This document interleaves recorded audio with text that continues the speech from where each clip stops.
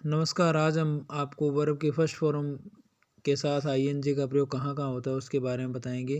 तो इसका प्रयोग ऐसे कार्यों के लिए होता है जो वर्तमान में जारी हो, अर्थात वह कार्य जो अब हो रहा हो। तो सबसे पहला सेंटेंस है आई एम राइटिंग लेटर।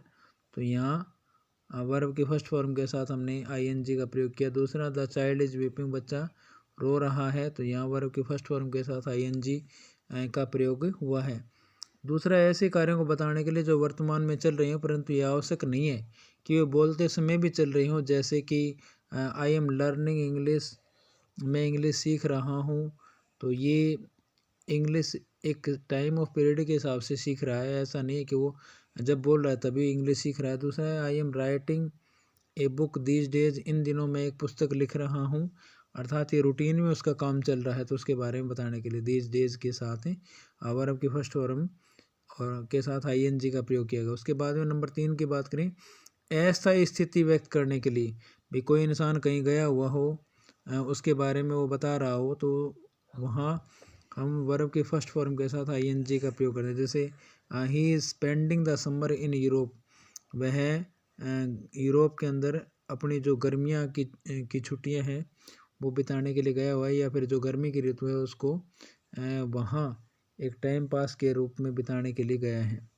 आगे बात करें, I am working as a head master of a government school, वो एक हेड मास्टर के रूप में गवर्नमेंट स्कूल में काम कर रहा है। हालांकि वो हेड मास्टर है नहीं, लेकिन किसी कारण से वहाँ हेड मास्टर आया नहीं है, इसलिए उसके स्थान पे वो काम कर रहा है। तो उसमें भी हम वर्ब की फर्स्ट फॉर्म के साथ आईएनजी का प्रयोग करें। उसके बाद में है only one hospital eight A Kanpur is functioning, Kanpur के अंदर केवल एक ही जो अस्पताल है या हॉस्पिटल है वो काम कर रहा है। तो ये भी एक टेम्परेरी है, इस चीज़ को व्यक्त करने के लिए हमने इसका प्रयोग किया है। अब आगे बात करें नंबर 4 पॉइंट की, तो जैसे बदलाव दिखाना हो या किसी चीज़ की कोई प्रवृत्ति के बारे में हमें बताना हो, विकास के बारे में बताना हो, या उन्नति व्यक्त करने के लिए किसी चीज़ का वर्णन किया गया हो, तो वहाँ हम वर्ब के फर्स्ट फॉर्म के साथ आईएनजी का प्रयोग करते हैं। जैसे इज एम आर तो आता ही है, उसके साथ वर्ब के फर्स्ट फॉर्म आईएनजी आएगा। तो your hand writing is improving, कि आपकी जो हैंड राइटिंग है वो सुधर रही है। तो यहाँ हमने इज और वर्ब के फर्स्ट फॉर्म के साथ आईएनजी का प्रयोग किया। उसके बाद में the village is changing but it is still undisturbed, जो हमारा गाँव है वो बदल रहा है। तो बदलाव के लिए भी हम इसमें आईएनजी का प्रयोग करेंगे, हमने इसमें आईएनजी का प्रयोग किया है।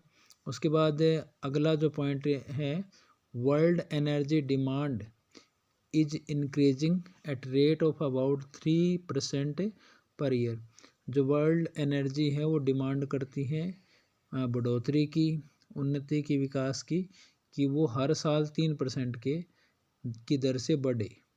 उसके बाद 5वें पॉइंट की बात करें, तो किसी कार्य से परेशानी व्यक्त करने के लिए ऑलवेज के साथ इसका प्रयोग होता है वर्ब की फर्स्ट फॉर्म के साथ आईएनजी का। जैसे यू आर ऑलवेज स्पीकिंग, तो हमेशा बोलते रहते हो।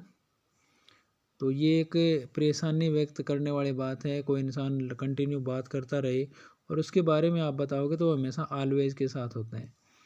और दूसरी, this scooter is always troubling में, ये स्कूटर हमें या मुझे हमेशा परेशान करता रहता है, अर्थात कहीं ना कहीं रास्ते में ये ख़राब हो जाता है, तो इसलिए यहाँ ट्रबलिंग का प्रयोग किया है। उसके बाद she is always talking to him, वो हमेशा उससे बातें करती रहती हैं।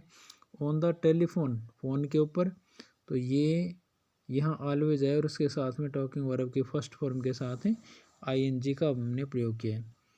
अब बात करते हैं छठे पॉइंट की, तो निम्न जो शब्द होते हैं जो आमतौर पे 8th क्लास है, 10th क्लास है, या फिर 12th क्लास है, या जो भी इससे बड़ी क्लासें हैं, BA first second final, MA previous या फाइनल, जहाँ भी, या फिर कम्पिटिटिव एग्ज़ाम होते हैं वहाँ भी हमें इन चीज़ों को देखते हैं कि जहाँ ये शब्द आए हुए होते हैं वहाँ हमेशा वर्ब के फर्स्ट फॉर्म के साथ आईएनजी का ही प्रयोग होता है। जैसे स्टिल है, जहाँ सेंटेंस के अंदर आया होगा तो वहाँ वर्ब की फर्स्ट फॉर्म आएगी, उसके साथ आईएनजी का प्रयोग होगा, इज एम आर का प्रयोग करेंगे। इन द प्रेजेंट टाइम इसमें इज एम आर और वर्ब की फर्स्ट फॉर्म के साथ आईएनजी आएगा। एट दिस टाइम में भी is am are plus verb की फर्स्ट फॉर्म आईएनजी का प्रयोग हो। उसके बाद एट दिस मोमेंट हो, वहाँ भी इज एम आर और वर्ब की फर्स्ट फॉर्म के साथ आईएनजी आएगा। नाउ डेज इन दिनों इसके साथ भी वही काम होगा, is am are plus verb की फर्स्ट फॉर्म प्लस आईएनजी।